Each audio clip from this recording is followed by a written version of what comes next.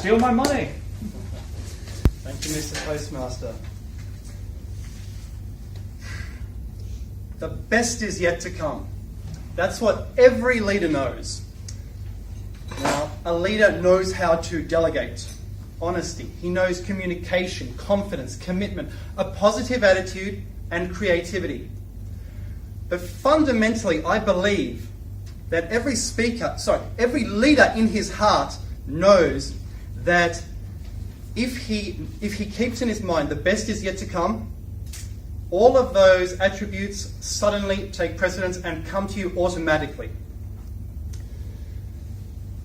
Growing up, my favourite movie was Kevin Costner's Robin Hood. I just love that film, love Robin Hood as a historical figure. And there was something on the movie posters that I really loved. And it was for the love of one woman and the good of all men, he fought to uphold justice by breaking the law. Breaking the law. He was flexible. Something was going on with that. Now, as a historian, I studied the historical Robin Hood for 7 years as part of a PhD. And people come up to you and say, what was your topic? And I say, Robin Hood. And they say, really, Robin Hood? I thought you have to do rocket science or physics or something like that. No, I actually did Robin Hood. You can actually do that, and it's good because it's fun.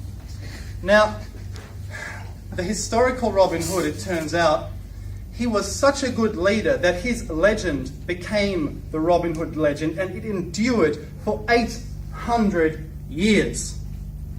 He was a leader in a country without leadership. Now, who in the audience knows about Wicked King John? Victor, you know about him, Ronan. Worst of the kings, that's what the historians say, the worst English king.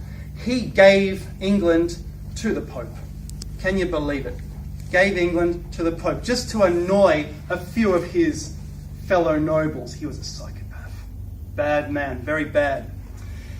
And this would have unbelievable consequences for the people in England, for the English nobility. Now, what do we know about this historical Robin that I've been researching? His name was Robert. He was a knight in Yorkshire, and he had an inheritance. His father, for some reason, seems to have been compelled on his deathbed to give it away to the church. So what did Robert do? Father, what have you done? Well, he couldn't do anything after that because his father was dead. Now, he tried every legal avenue in the book to try and get that land back. Didn't work. But he was a knight. He had some power, he had a sword, he had some friends. And he thought, right, we're going to go around England and we're going to burn everyone. We're going to burn the land of all these corrupt officials and we're going to drive them from England. They're going to be gone. Now, some of these people he wanted to drive out, they were corrupt clerical officials, friends of the Pope. They got rich too fast. Now, when he calmed down and his friends calmed him down, they realised that, well, it's not a good look if we burn their land. Let's do something else. So he did something else, and he found his niche. He was flexible. And he kept alive the spirit in his heart that the best is yet to come. So he and his friends, they put their hoods on, they rode around England. They went to every town for 6 months. 6 months, they identified the corrupt officials, found out who they were, took their possessions, took the corn out of barns they owned, put it on the street and said, this is for sale. And guess what? We're selling it for pennies on the pound. It's all going to be sold. Everything has to go. It wasn't even theirs, obviously. And the poor people went up to him and said, oh, yeah, sure.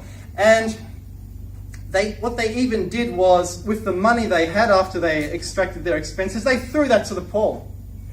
And the guy leading them, he was such a good leader that for 6 months, no one could find him. The king was furious. The king was incandescent with rage. The Pope was bubbling over with rage. He was furious. He said to the king, what's going on in your kingdom? You're out of control. You've lost control. It was quite a situation, but Robert had the respect of the people, he had the respect of others, and lots of people in positions of power helped him out. But all things come to an end. Now, in the Middle Ages, if you are a man, you have three choices usually. You're a fighter, you're a worker, or you pray. And if you're a fighter and you lost a battle, you better start praying, because lots of those guys, they had their heads chopped off after battle. They were drawn in quarters, especially if they were if they happened not to be in the king's army after the battle. Robert was captured. He was brought to the king in chains. And the king had every right to execute him then and there, to finish the job.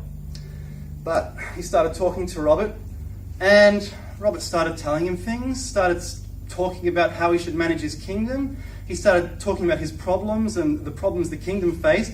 And the king was so impressed that he not only freed him, he gave him a job.